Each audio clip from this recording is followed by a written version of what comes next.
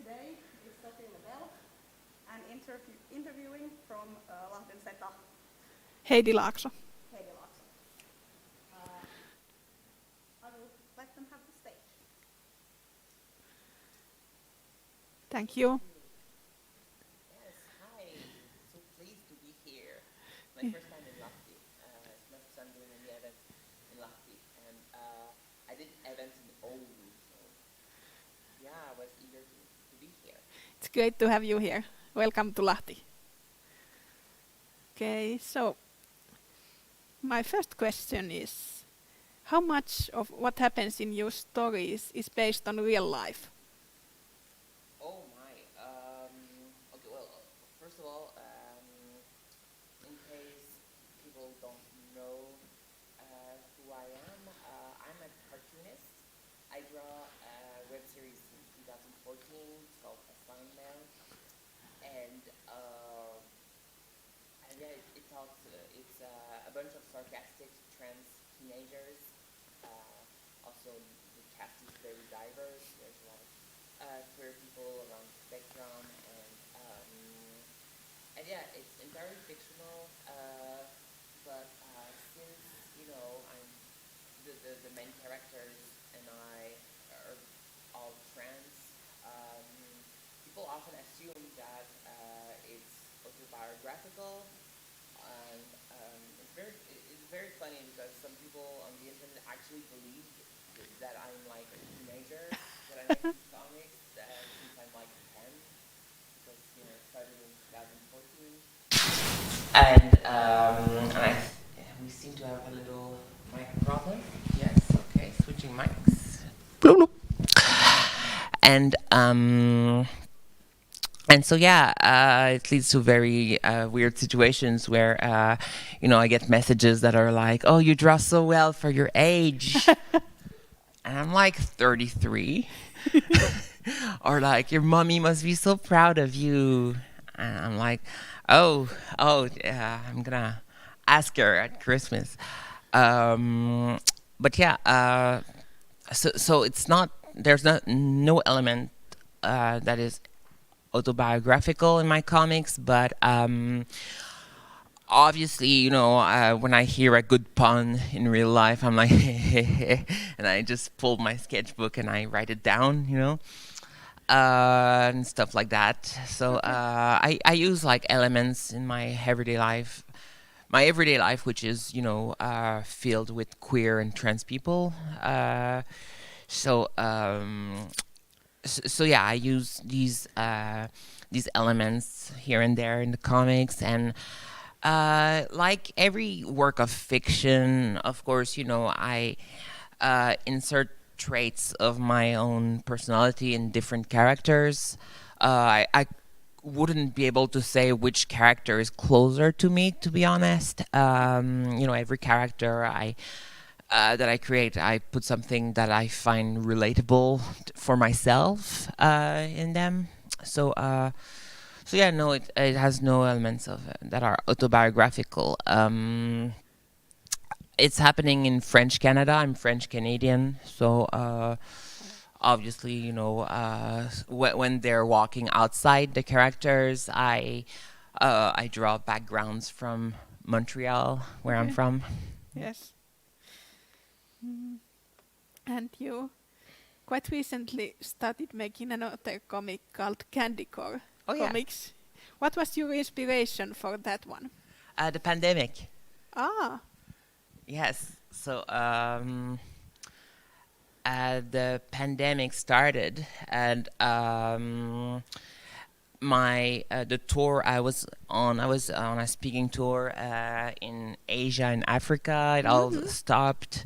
And I came back to Finland, where I live with my husband, and yeah, I was just very eager to work, and starting a new project seemed like a good idea at the time. I just got overwhelmed at some point, and with all the pandemic and everything, we all went through cycles, I guess. My reaction to the pandemic was just to overwork myself. I wrote a novel. I started new comics. I started a children's book as well, and then at some point, I just well, we live in near Kuopio, and in the hills. It was very snowy last winter, and it was our first winter there. And when the snow started to melt, I was like, okay, I'm done being inside. And I just spent the whole summer outside, not touching my computer and not doing any work at all.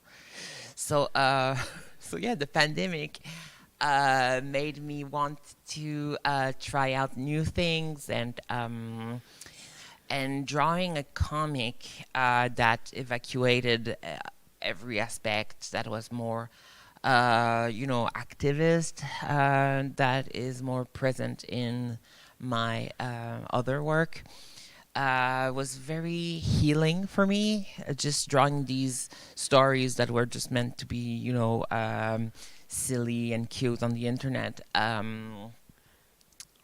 was just, trying to find some sort of comfort in my work. Okay. And they are really cute.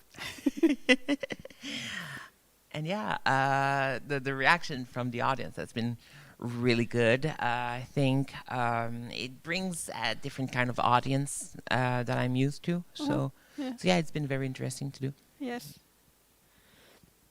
Well, how about which authors and artists do you admire? Oh my God, I'm someone who consumes a lot of content. I got into comics because I loved comics, and so I still read a lot of them. I also read like a lot of work by trans people as well, and I studied literature before becoming a cartoonist, and so yeah, I'm enjoying a lot of poetry and novels and comics. Obviously, I'm especially moved by the works of queer and trans people such as Kai Cheng-tam and Alison Bechdel, which have been very formative for me. And recently, I read a lot of things in French, so I'll keep those for myself. But yeah, that's and it's just hard to pop all the names. I've been enjoying the performance work of Kamala Macrel, trans Montreal-based artist, and yeah. Okay. Do you have a role model? A role model? Yeah. Oh my God. Well, okay, that's like follow up to that previous question. Role model. Well, drawing comics on the internet is a very new thing, obviously because social media weren't a thing and the internet wasn't a thing when comics were invented. So yeah, I feel that even previous generations of internet based artists, webcomic artists, it's already a different experience than doing comics on social media, where you have like direct feedback, and also there's this kind of mob mentality that couldn't really happen back like in the early 2000s, for example. And so it's really hard to find elders that have been doing the kind of work that I do, of course. Yes. But I personally see the work of Venus Envy, which was like the OG trans webcomic, which started in 2002, if my memory isn't too bad, and the author really paved the way for so many artists to come, and I had the privilege of calling the author a friend, and she uses a different name nowadays, because of like all the kind of hate you get on the internet for doing that kind of content, and so yeah, it's been really a privilege to be able to get this kind of presence in my life. Oh yes. Okay, so you have created both books and comics, and what are the differences in creating these two types of product, text, in your experience? Yeah, that's a great question. I started making comics when I was studying at university, and I was mostly making these comics for my friends at school, because most of my friends are trans. I have some cis friends, I think. They probably transitioned at some point, though. But just to mention that I'm not cisphobic, okay? Good. Actually, both of my parents are cisgendered, and I just think they're so brave. Okay. Yeah, right. And so I started making these comics, out of boredom, but also out of feeling the need to create, material that trans communities could just relate to, and from there, I started putting them on the internet, and eventually I got them printed by myself. It was a very DIY process. It was all, my own intuition, and so I was publishing them myself, editing and distributing, and from there, that's when publishers started getting interested in my work, and it's a publisher that approached me to ask me to write novels for them, and I always liked writing, and it was a great opportunity, and so it has been a very different process for me to write novels and to draw comics, not just because of the medium, but also because when I was writing novels, I had a team behind me. I had people giving me feedback and giving me advices, and I really love the experience. I'm gonna keep writing novels. I love it, and I love the experience because it's not all on my own shoulders. When I do DIY comics, I decide everything and I live with the consequences. And English is not my first language, and so I still make a lot of weird grammar mistakes. The sentences are sometimes wonky, and having the possibility of getting my text all corrected and proofed and stuff like that, it takes a lot of weight off my shoulder, a lot of stress gets out, and so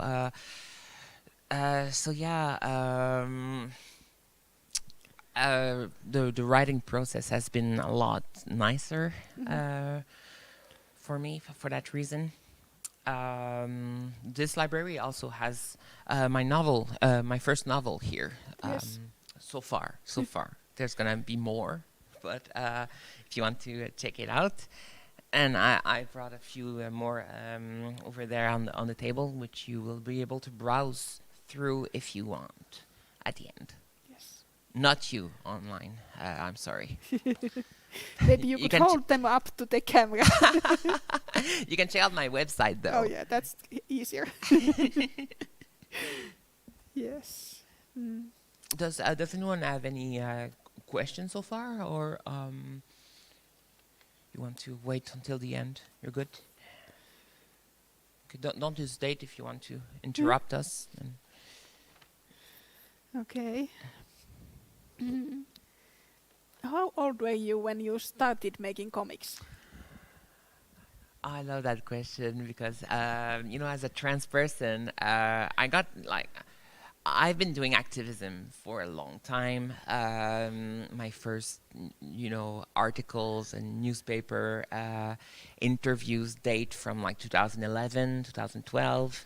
And before being known for my comics, people would ask me, how old were you when you, found out you were trans or stuff like that. But now it's how old were you when you started comics? I love it. I just love it.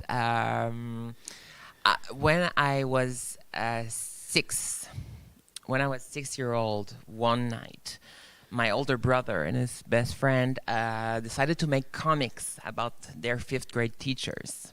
Uh-huh. Yes, and I was always wanted to be annoying, so I decided that I really wanted to make comics with them, and so they were like, all right, you can try making one, and if it's funny, we'll let you continue. It was hilarious, okay? And it just felt so great. I just, had found a way to express myself that didn't involve me putting myself in front of an audience, or, I could just retreat for a moment, think of something, put it on paper, and then, just get to see the reaction. And yeah, I never stopped.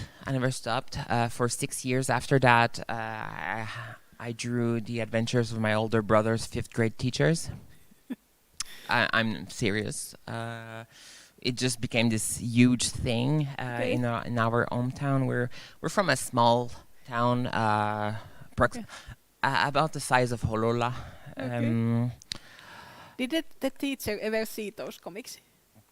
I don't think so. I don't think so. But yeah, they were being passed around at my brother's school and stuff like that. And in my hometown, people kept stopping me in the street and being like, "Oh, you're that kid who draw these comics." Because even then, my strategy was the same as today.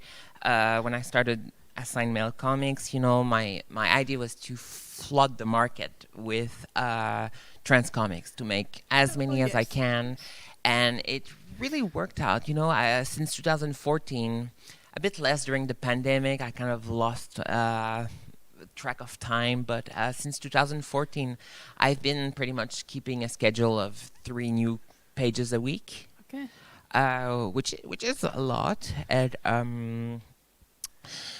but so yeah, I drew the adventures of my older brother's 5th grade teachers for 6 years, and then after that, I was 12, 13, and I found out about DeviantArt.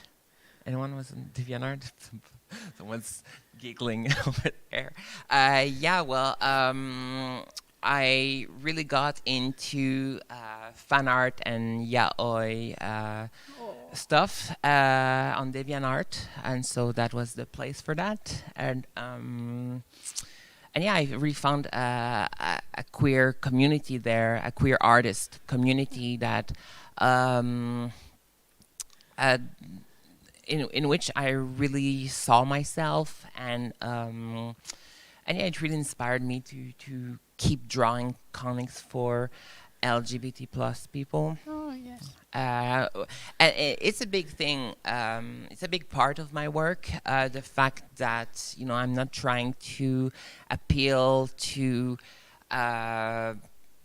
people that aren't queer or trans, which is basically every time you see trans people depicted on in the media, it's always to educate or to serve a cause by showing trans people to cisgender people.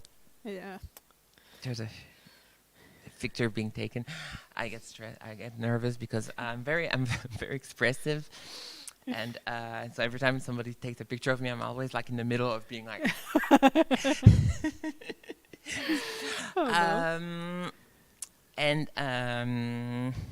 And so the idea was to create comics for trans communities. I mean, if you're not trans, you can still read it. It's fine. But there's never anything that just considers trans people as part of the audience. It's always, it always has this weird documentary vibe to it. Yeah. As if, every time there's a trans person on screen, suddenly becomes a documentary, like a wildlife documentary, like, here comes a trans person in their natural environment. And it's just like a trans person going to the drugstore, getting hormones. And like, see how they gather hormones for the winter. And so, it's always very objectifying in that sense, even when it tries to do good, even if it's for the cause. I have so many names coming to me. And like, it's one thing to have trans people as the subject in front of the camera, but, if we really had the opportunity to tell the stories, our stories, we need trans people behind the camera as well. And it's far from being, a done deal. Oh, yes. Did I answer the question? What was the question? The question was how old were you when you started making comics, but you answered that also. You were 6. And I wasn't done on that subject, actually, because I wanted to add how comics really helped me, well, first express myself. I touched on that, but express myself in a way that felt safe for me, because, I'm neurodivergent, and growing up, there was just no way that I could hide my gender expression, really. I just felt so... I just couldn't breathe if you were making me act differently or move differently, and so very early on in my life, I was targeted. I was seen as that effeminate boy, especially, I have 2 brothers, and they're both quite macho and very like typically masculine, overcompensating North American kids. And so very early on in my life, my parents were like, okay, well, this one is gay. And I was very fabulous growing up. And comics, at that point, in the mid-90s, early 2000s, comics were heavily framed as being a masculine hobby. And it's something that adults were very much encouraging. It's terrible to say that, but like, that's how it became, a way to express myself that felt safe for everybody. I was allowed to be effeminate just because, I was drawing comics. The kids in my class, I have vivid memories of, bullies being told to shut up because I was drawing comics, and don't call him a sissy because he's busy, drawing comics. And so, it really kept me safe during these years. And I still find this sense of safety when I use that media to express myself. Yes. Okay, next question. Actually, no, I wasn't done. Oh, okay, sorry.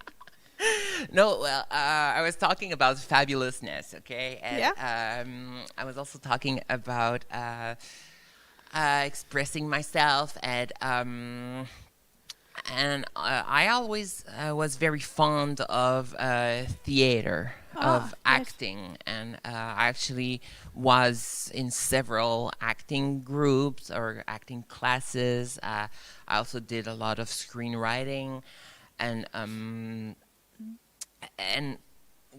comics are like are finding a way for me to encompass this by putting like creating a scene for stories and ideas, and I just find comics to touch on all the senses in a way that that is also true for theater for me. Yes. And so, when I go see a play, it just does the same thing to me as, comics does when, just hearing a story. Okay. And so,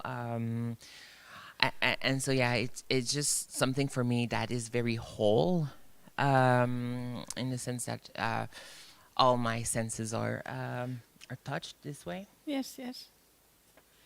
I'm done now. Sorry. Okay.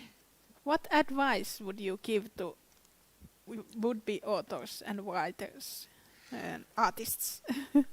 Well, maybe I have more advices for people who want to become artists on the internet, because that's the past few years I've been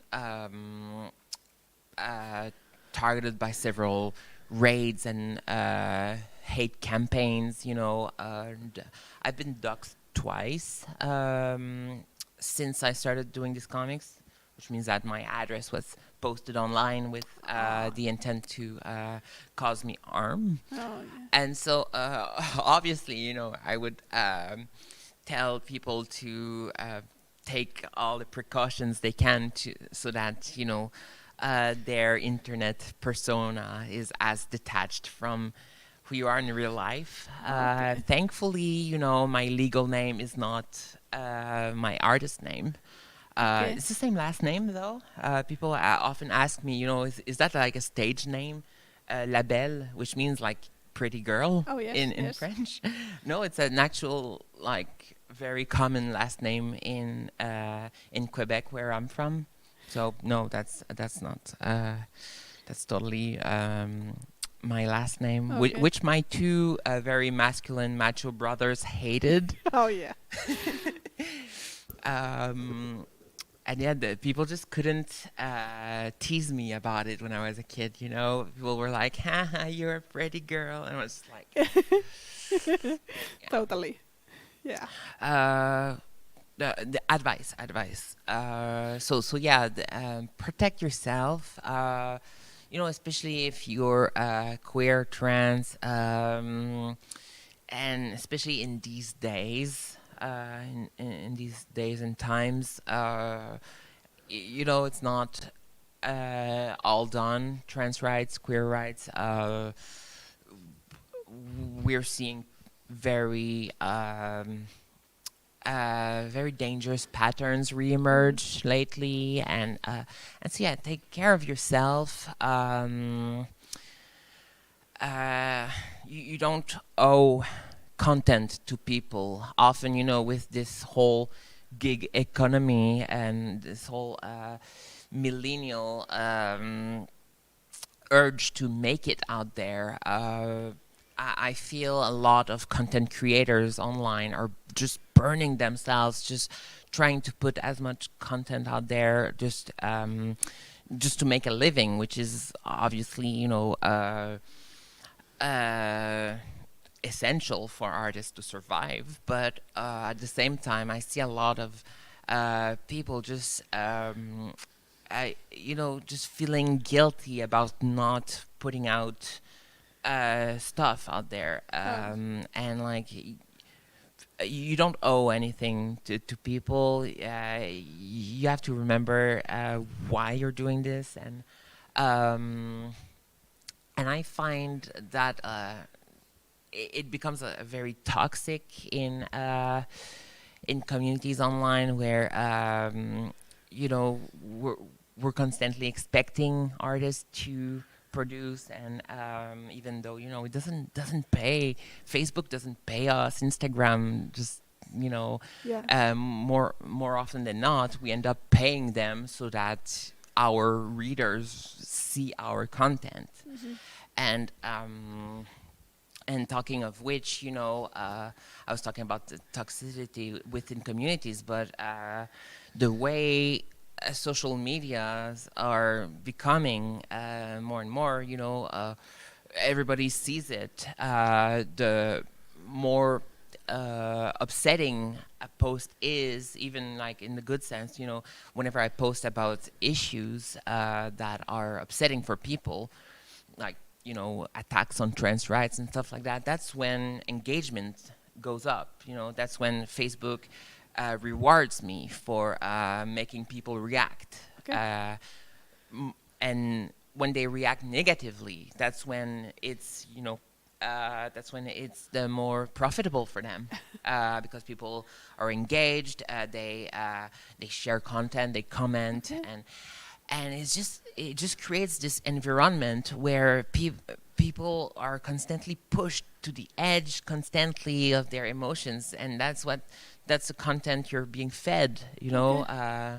The more angrily you react, the more upsetting content you're gonna see, and it just creates this this very toxic space that is not good for anyone.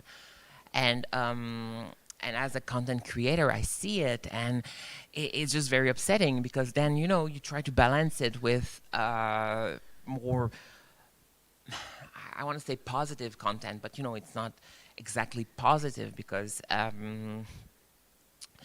well, things are dire in the world, you know, things are bleak.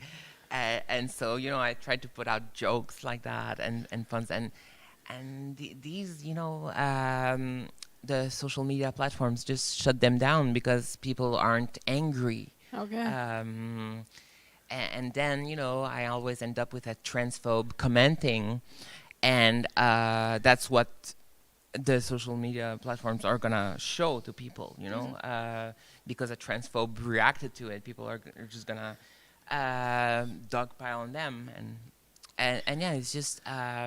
You gotta step back and just, you know, be aware that this is happening, and we're all being fed that kind of stuff, and because otherwise it just becomes so hard to just be in on the internet as an artist, as a content creator. And we want healthy artists out there, okay?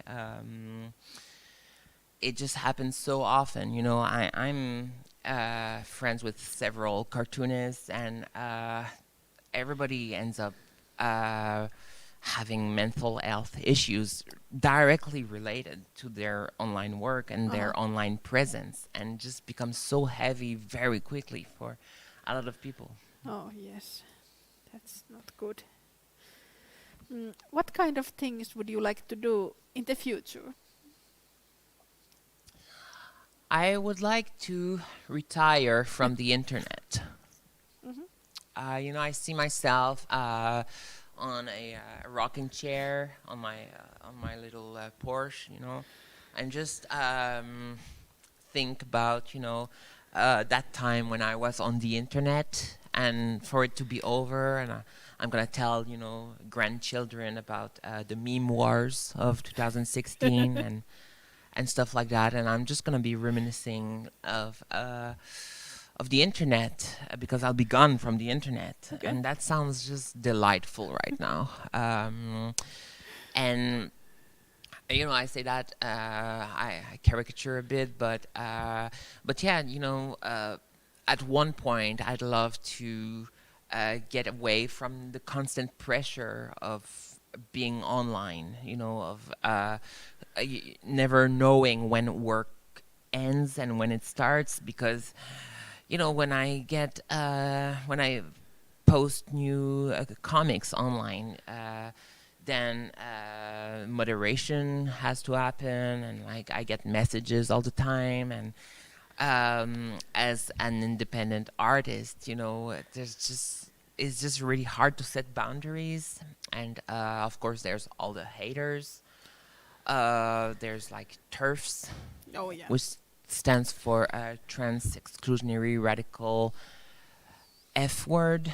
I'm not gonna say it because it's going online, but they're the people who believe that trans women are tools of the patriarchy to invade women-only spaces.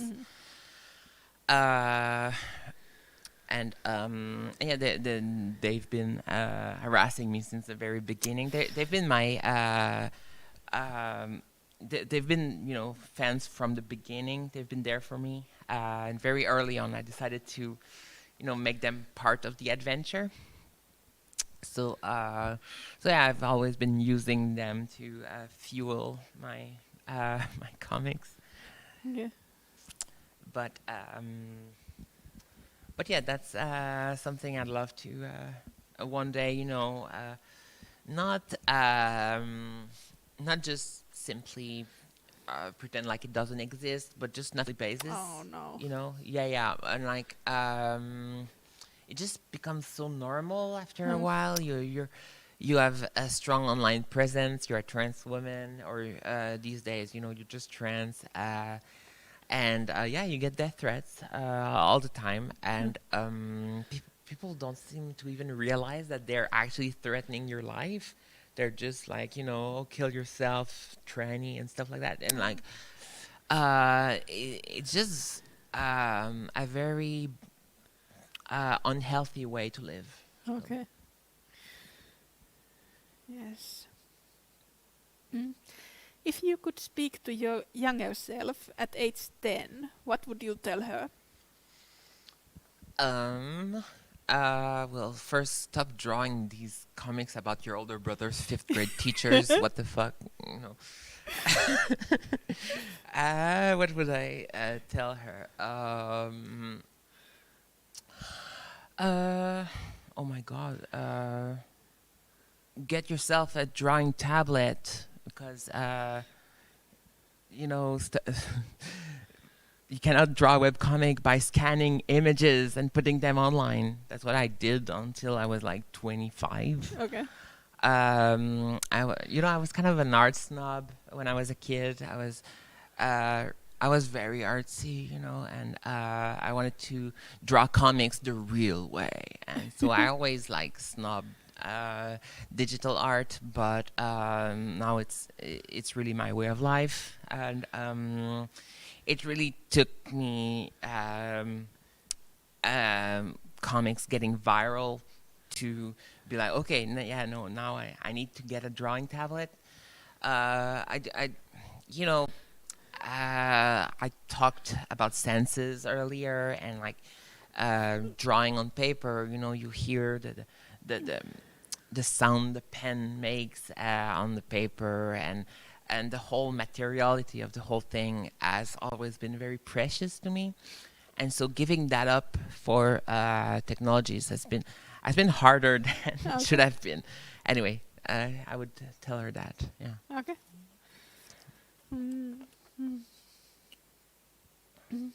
It's not a very emotional response. I don't know. Maybe.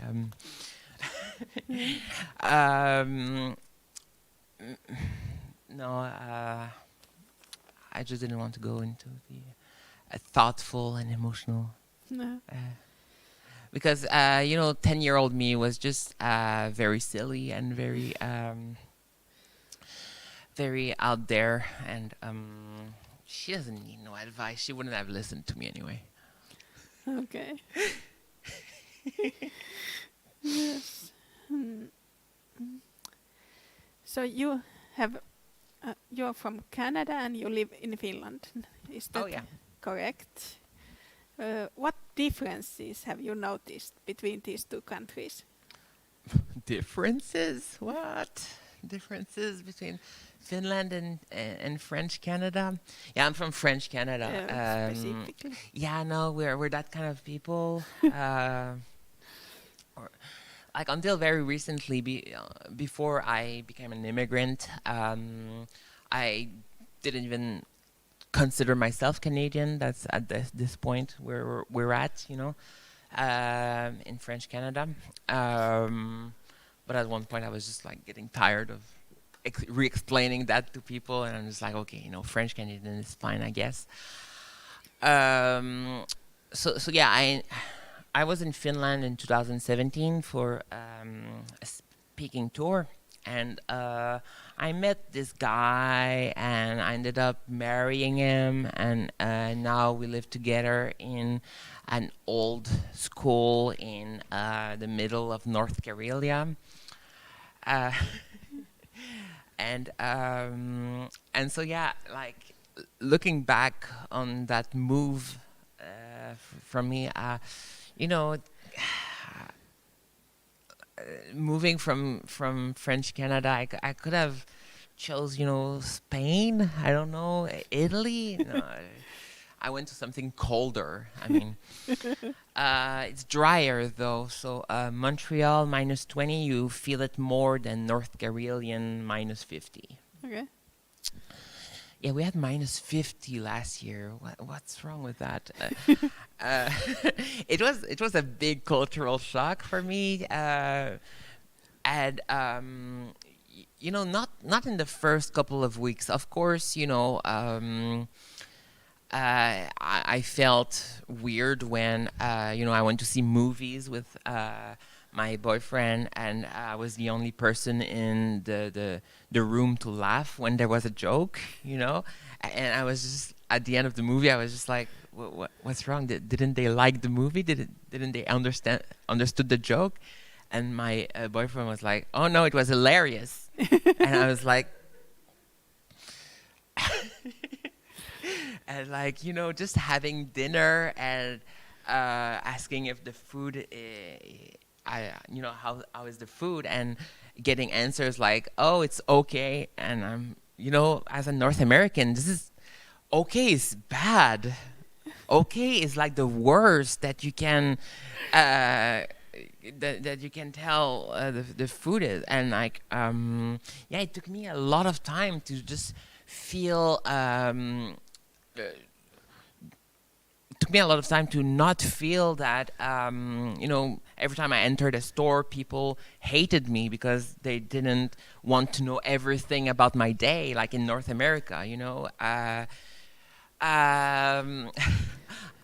I think, you know, as a North American, we're constantly performing a lot to make everybody's experience as good as possible in a capitalist hellscape. You know, everybody knows that everybody's life sucks, so we're trying to make it a little bit better, a little bit nicer, you know. While here, I feel a lot of people would see that as a bit of hypocrisy. Not hypocrisy, but just like, you know, I thought I was kind of an introvert back home in North America, but it turns out I'm a huge extrovert here. Just, you know, having the habit of just smiling to strangers gets me in weird situations here. Somehow people just randomly just start talking to me, especially tourists. A lot of tourists just assume that I'm a friendly Finn because I have, you know, North American habits, and like if I see somebody looking a bit lost, you know, I'll start talking to them. Okay. You know, I start talking to people on the bus, which is really weird for a lot of people, you know. My husband is just constantly weirded out because I become friend with everybody. So yeah, a big culture shock. Okay. This way. Also, the fact that you cannot find good peanut butter here. It's all like natural, healthy stuff. We don't do that. It's been hard. It's been very hard. But you have maple syrup in grocery stores, so like I'm ready to forgive a lot. Okay. Do you have any question, Lahti? Oh, yes.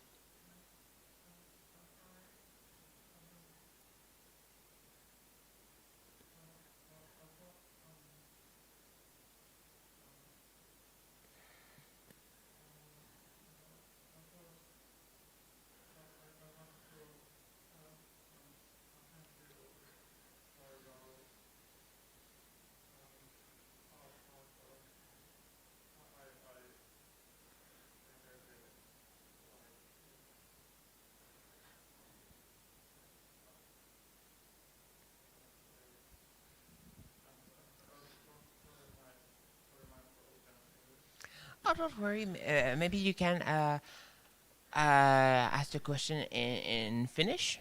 Yes, Yeah. I can translate if you need.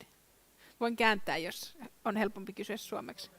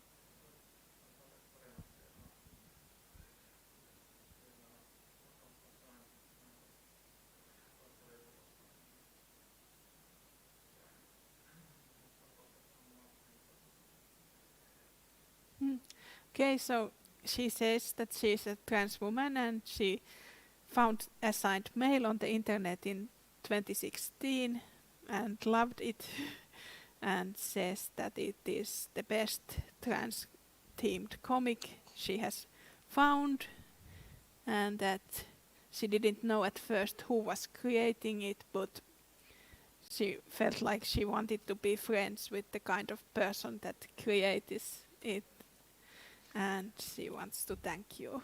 I hope it's still the case. And I'm not too much of a ball of energy from North America. Well, you're very welcome. Thank you. And I'm so glad you could be here. Tuliko kaikki sanottua, mitä halusit sanoa myös mun käännöksessä?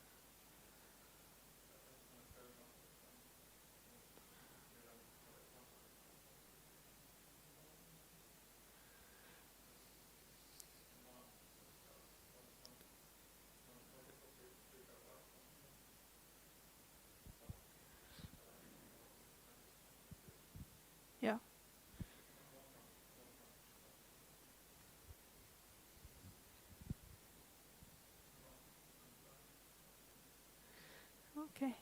So she was very excited to come here and hear you speak, and she has seen on the internet, on YouTube, there are some YouTubers who have been very mean to you, and she thinks they don't really understand the message of your comic, and she wants to tell you to please don't give up, keep making these wonderful comics. Yeah, well, when you have, neo-Nazis as haters, you must be doing something good, Yes. And like, yeah, I'm someone who wants to, stand up for what I think is right, and that gets me a lot of haters, and yeah, I guess I'm fine with that to a certain extent. You don't want transphobes to like you. I often see transphobes, comparing my work with other people who talked about trans issues, for example, and like I feel bad for the people they're comparing me to, because what does that say about their work if people who are transphobic enjoy it, and so yeah, I don't really take critiques from people I wouldn't want to be friends with, but yeah, yeah, there's a lot of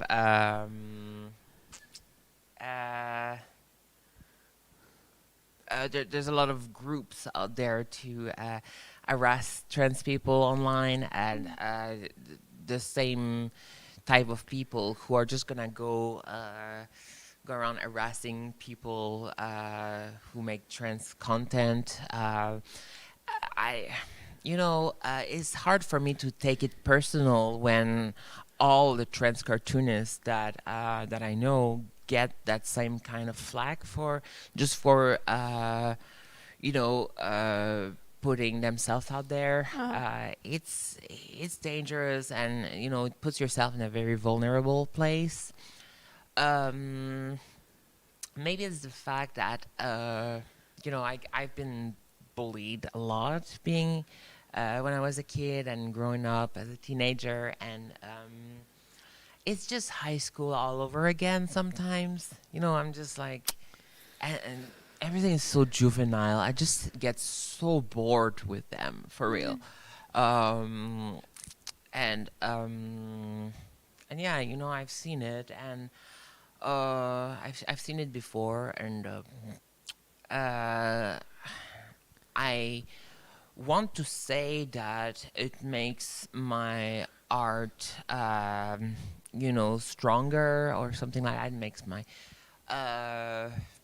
It makes me stronger, but I don't think it does. It sure makes me a bit more jaded. It makes me more bitter.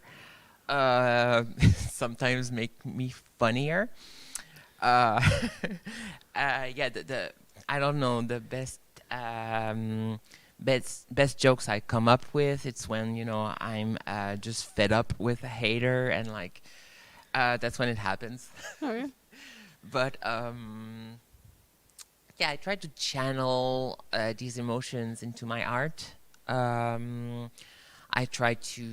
mentioned it earlier that I try to use my haters to fuel my art, and it's true of everything. When I get harassed on social media, or when there's a group on Reddit that decides to raid me, or when there's alt-right forums who just targets trans women randomly, I try to. It's gonna happen anyway, whatever I do, and if I try to stop it, the way it works, it usually only makes it worse. And so I just, try to channel it and to pour it back into my art. Okay. I'll keep making art, whatever they say. Yes. I see time is running out. What's we the have a situation? timeline? Because there's 2 clocks and they're giving us very different information. We're not in a hurry. Good. Okay. Okay. So I'm gonna select from these questions. Can you give an example of a good reaction from a fan or reader? Good reaction. Well, it depends, you know. If I'm asking for advices or critiques, then a good reaction would be to give me advices or critiques. Okay. If I'm just doing my job of, putting out comics online and people are giving me advices or critiques, then that's not a good reaction. That's not what I asked for. And I see very different reactions depending on the language of the comic, because I simultaneously publish in French and in English. There's no original version, really. I write both languages at the same time, in the sense that, both versions kind of get created at the same time, and it's really weird because most of my audience on the English version is North American, and most of my audience on the French version is European, and I can totally see how the French version, the comments I get and the feedback I get is on the French version. It's people who want to debate. It's people who they try to make themselves a devil's advocate and like, okay, but let's say I'm a transphobe and I say this kind of shit, and I'm like, I don't want to hear what you're gonna say if you were a transphobe. Like, and it's very frustrating for me. Maybe it's because of my North Americanness, but yeah, as a online content creator, I get death threats. I get flack every day for my work. I'm rarely in the mood to debate my existence in the comments of a random publication on social media. I lost a lot of my time on this plane of existence, in this planet, in this world. I lost so much time just, answering comments online, and like, that's time I won't get back. And I'm really done debating or like getting into arguments on Facebook or on Instagram and stuff like that. And so yeah, if you don't like a comic strip, don't read it. Like, it's so easy. I just find it so easy to not read content I don't enjoy. You know, it's just I don't get it. I'm here to have a good time. I'm here to create content for trans and queer people, and I feel in 2021 we still expect trans people to do all that free labor, to educate constantly at any moment of the day, and that actually circles back to some of the reasons why I started making these comics, because I was seeing all of my trans friends just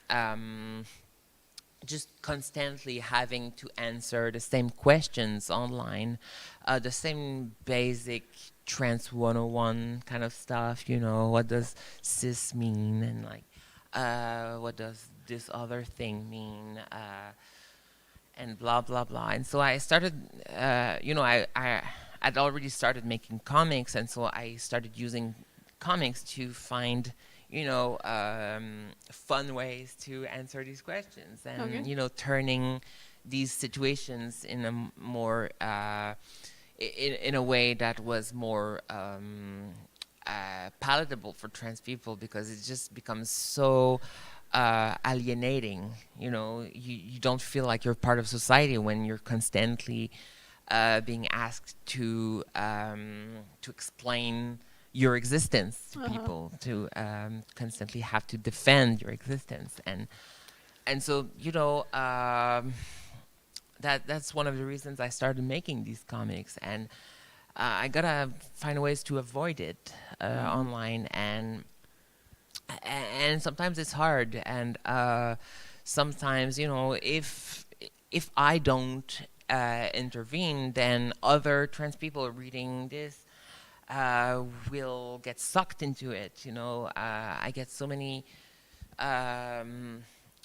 occurrences of trans people just being forced to do that kind of education work in comment sections of Facebook posts, and it's just time consuming, and yeah, it's I think it's a waste. Mhm. So yeah, don't if you have questions for trans people, so many content creators out there, maybe comic artists or YouTubers or any platform you want. The questions have been answered many times already, and we're tired. We're very tired. That's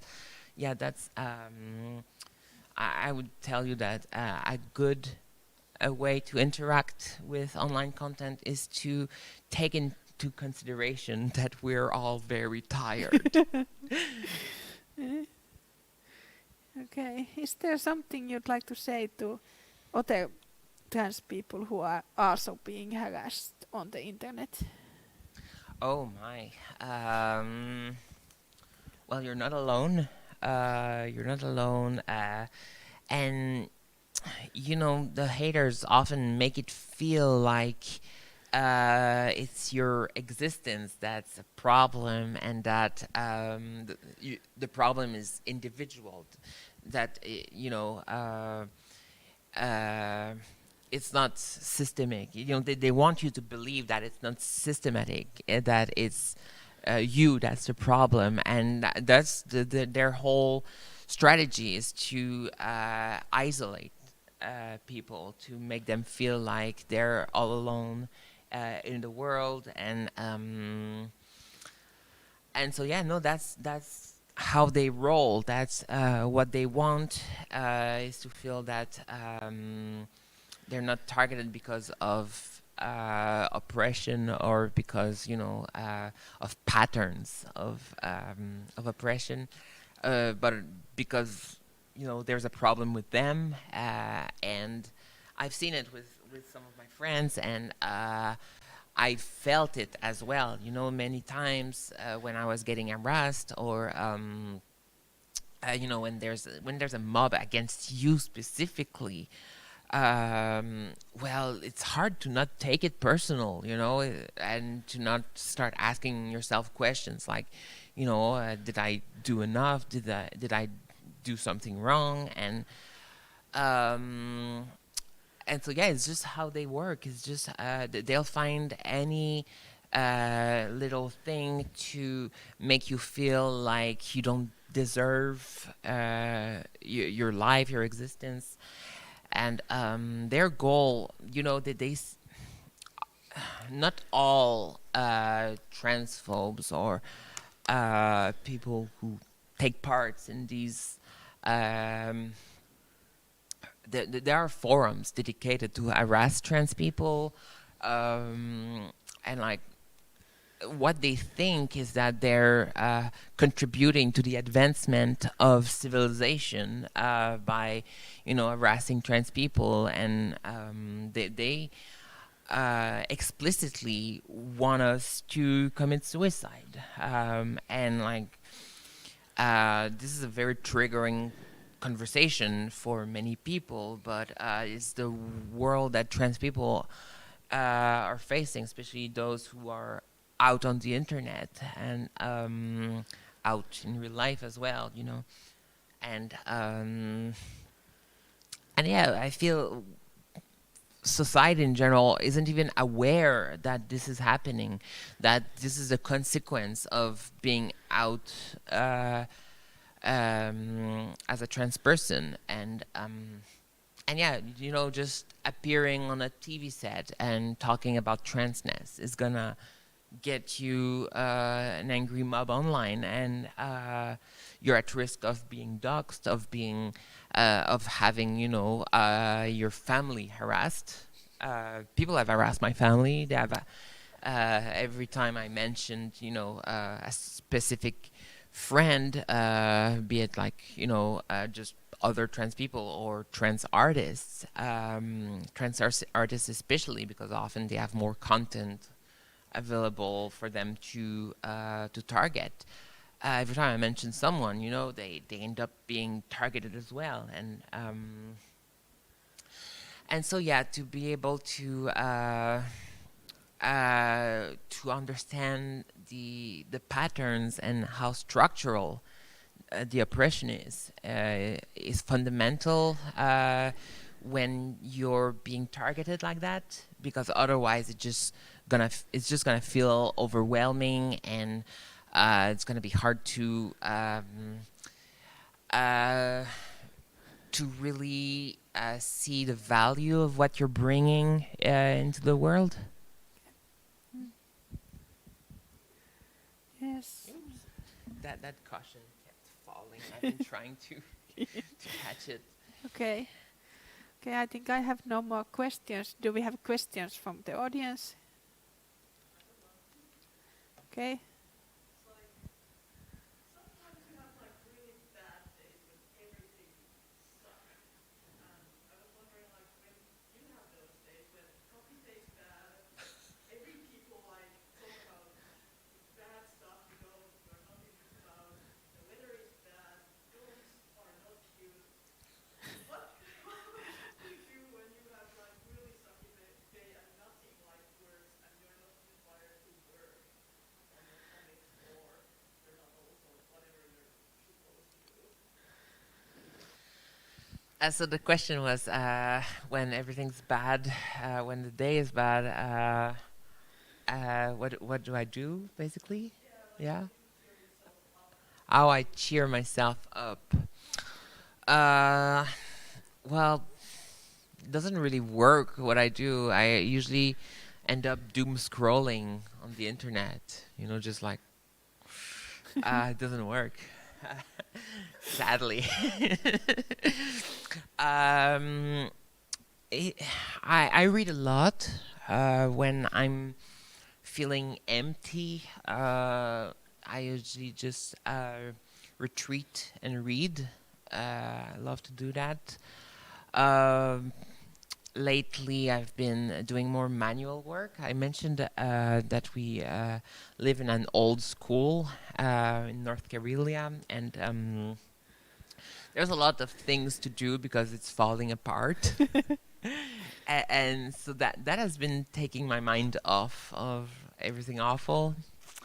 And it's work I really wasn't used to do before, you know. I've been a tenant like most of my life until very, very recently, and so having the opportunity to really make big changes to my immediate surrounding has been very transformative for me. To just have, you know, the possibility to make an impact on my environment has been contributing to healing a lot. I feel, while, you know, when you live in an apartment where you can't even, you know, paint or can't even change a lock or something, you know, it's very hard to feel like you have any agency in your life when you're a tenant with 5 roommates, and so yeah, I've been doing that. It's very hard because comics cheer me up. Making comics is what cheers me up, and so when I feel bad, I draw comics, and I find a lot of joy in that. So yeah, I go have a bad coffee. I choose to get myself a coffee even when it's bad, and I just sit and stare into the void until the void stares back, and yeah, I try to use that feeling and turn it into art. So maybe it's again because I'm from North America, but I'm kind of a workaholic, or maybe it's just a capitalist world we live in. I don't know. I circle back to that. I'm like, yeah, I love my work, and it just makes me happy to do it. So yeah, that would be my answer. Any other questions? That's a lot of questions, actually. Aha. Voit taas sanoa suomeksi, jos haluat.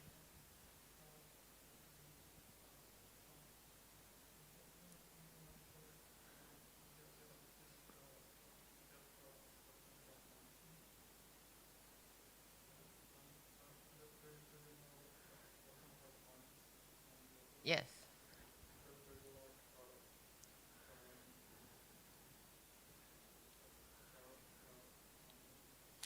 Actually, I've never watched any of her videos, but I have opinions. I don't spend a lot of time on YouTube. I only recently got into it because of all the DIY videos to teach me how to change the plumbing in my house. That's the only thing I've ever watched on YouTube. I've always stayed clear out of video platforms. I find them often very irrelevant and time-consuming. Not to say that ContraPoints in particular is irrelevant or time-consuming. The opposite, actually. But I know for a fact that I would get sucked into it if I spent too much time on YouTube, or even if I got interested in it. So I just always stayed clear of it because I don't know. I like quiet. I like the quiet. I like being able to think, which is why reading is my main hobby, and which is also why I have no presence at all on Twitter, because it's all chatter to me. It's all noise. It's all, people just be quick-witted and also saying atrocities within 140 characters. Is that the count? I don't remember, but yeah, I like to be able to take a step back and think of what I want to say. I cannot say stuff in directly like that. I need to have a space to draft out what I want to say, edit it and edit it again, and rewrite the whole thing. That's how I work with my comics, and that's why I don't do videos, because I just feel I would waste everybody's time, and also I say a lot of silly things personally, and yeah, I just cannot. I just cannot feel relevant when doing it. Now, for ContraPoint, we love to find reasons to hate trans women who are putting themselves out there. And I saw so much so much stuff being said about her without even, taking the time to listen to what she's actually saying. That I just cannot take these critics seriously. I feel she's victim of transphobia in general, even from queer circles. And like, she's a philosopher. She enacts dialogues, which, the name of our channel, ContraPoint, just tells it that she's gonna show us the opposite views that she thinks, and people take that to the first degree. And I think it's hard for people to think out loud like that. It's hard for people to see people thinking out loud. We don't accept that, and there's this whole discourse of purity in leftist circles, and in social justice circles. We need to constantly have the purest form of ideology possible, and we don't have any space to explore ideas, to explore thoughts, and I think it's very toxic. It's something that is very toxic within social justice communities, and trans communities, and LGBTQ plus communities as well. And this whole aspect of ideological purity is really what forces a lot of trans women out of social justice in general.